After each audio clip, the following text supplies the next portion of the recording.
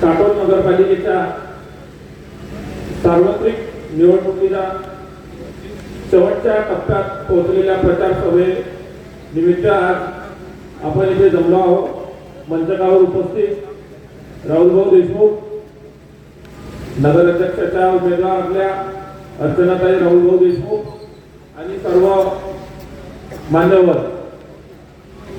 आता मला काही जास्त वेळ भेटणार नाही बोलासाठी, बहुल्य वेळ भेटला पाहिजे म्हणून मी रिक्वेस्ट केली, कारण काही घडलेल्या घडामोडी सांगायच्या होत्या। प्रचार सुरू आहे, चांगला जोरात प्रचार सुरू आहे। प्रभाग क्रमांक 8 मध्ये आपला दणदणीत विजय होणार आहे हे सांगतो। आताही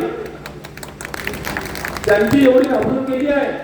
आता ज्या घडामोडी सांगायच्या होत्या ते सांगत राहिलो का, जे तिथे माझी पत्नी महिला गटातून तिथे उमेदवार आहे डॉक्टर अभिश्री जोगेकर, तिच्या विरोधात जे उमेदवार आहे त्यांच्या मिस्टरनी माझ्यासोबत जे माझे मित्र प्रचाराला फिरत होते त्यांना त्यांनी धमकवलं। ते म्हणत होते, म्हणते काय एकासोबत जर फिरले तर तुमचे तगडे तोडून टाकीन।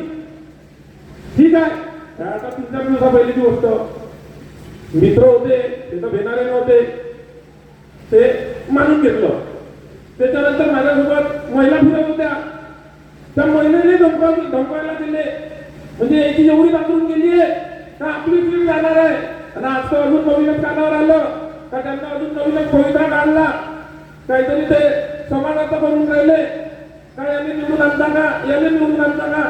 पण ह्या गोष्टी चालत नाही। त्यांना आता तुम्हाला त्यांनी त्या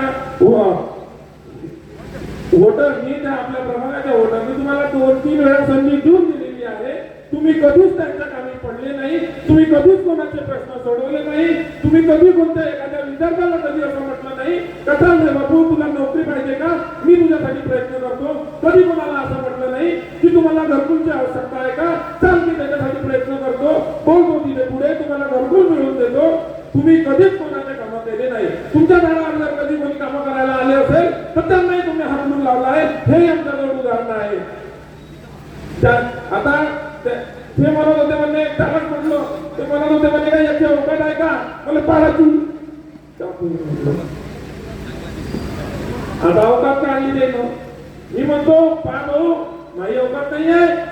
म्हणते का मी ह्या एरिया चंडिका माता मंदिरचा एरिया त्या विकत घेऊन टाकतो, झोपडपट्टी मरामाई नगरची हे विकत घेऊन टाकतो। अरे तुम्ही जो या सुशिक्षित एरिया समजून राहिले धंतोली, अरे तो मी विकत घेतो, म्हणजे एवढी अवकाश आहे म्हणते।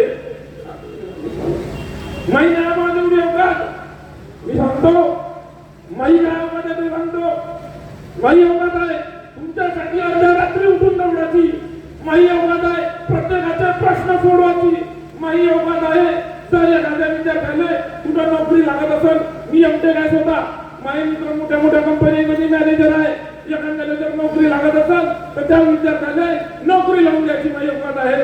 एखाद्याला जर घरकुल लागत असेल त्याला घरकुल कसं मिळत, कोणत्या माध्यमातून मिळत, हे माई अवकाश आहे।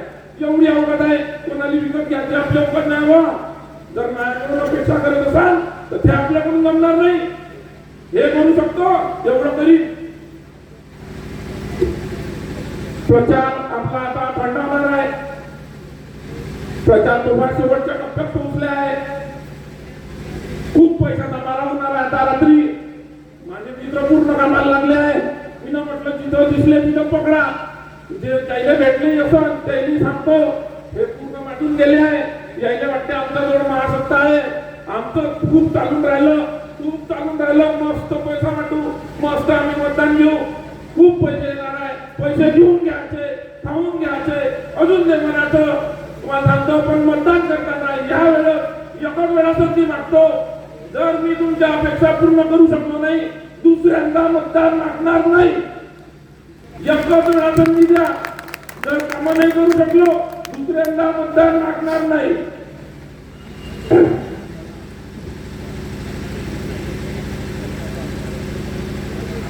प्रत्येक उमेदवार या पक्षाचा हा चांगला सुशिक्षित आणि ऍक्टिव्ह आहे।